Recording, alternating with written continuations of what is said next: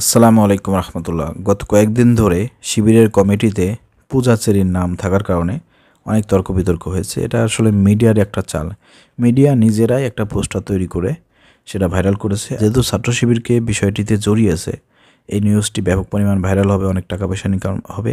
এই জন্য এই নিউজটি ফেক নিউজ তৈরি করে এই ধরনের নিউজ করা হচ্ছে। প্রিয় দর্শক, তো আসলে শিবিরের কমিটিতে পূজাচেরীর নাম থাকায় এবার মুখ খুলেছেন শিবির সভাপতি।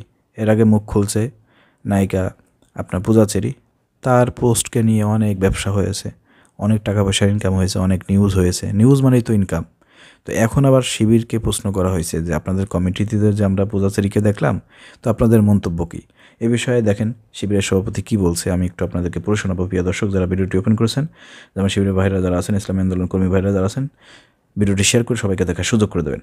সম্প্রতি বাংলাদেশ ইসলামী ছাত্র শিবিরের প্যাডে চিত্রনায়িকা পূজাচেরির পদ পাওয়ার একটি ছবি সামাজিক যোগাযোগ মাধ্যমে ভাইরাল হয়েছে। বিষয়টি প্রকাশ হতেই শুরু হয় হইচই ও মিশ্র প্রতিক্রিয়া। অনেকে অবাক হলে কেউ কেউ করেছেন প্রশংসা। তবে এই অবস্থায় মুখ খুলেছেন পূজাচেরি, বেশ বিরক্ত নিয়ে জানালেন পুরো ব্যাপারটি গুজব। ওকে, এবার এই বিষয়ে সত্যটা তুলে ধরে সব ধরনের ভুয়া ও গুজব এড়িয়ে চলার আহ্বান জানিয়েছেন শিবিরের সভাপতি মঞ্জুরুল ইসলাম।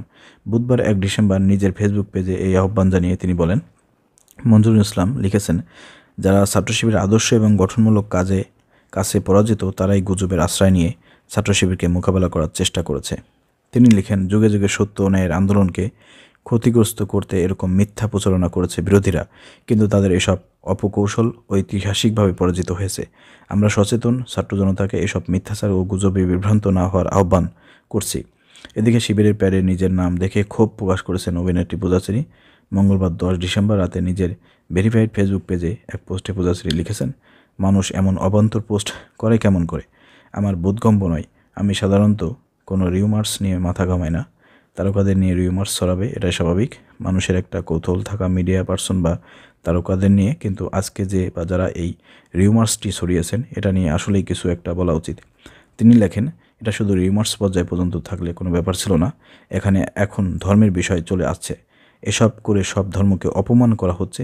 এমন কোনো রিউমার্স করা আসলে উচিত না, যে রিউমার্স জাতি, বর্ণ, ধর্ম সব কিছুর উপর প্রভাব পড়ে। পূজাচেরি আরও বলেছেন যে আমি একজন অভিনয় শিল্পী, অভিনয়কে আমি ভালোবাসি, এটা আমার প্রফেশনাল জায়গা। আমি সবসময় এই প্রফেশনকে রেসপেক্ট করি এবং উপভোগ করি। প্রফেশনের বাইরে আমি কোনো রাজনৈতিক প্রফেশনের সঙ্গে যুক্ত নাই।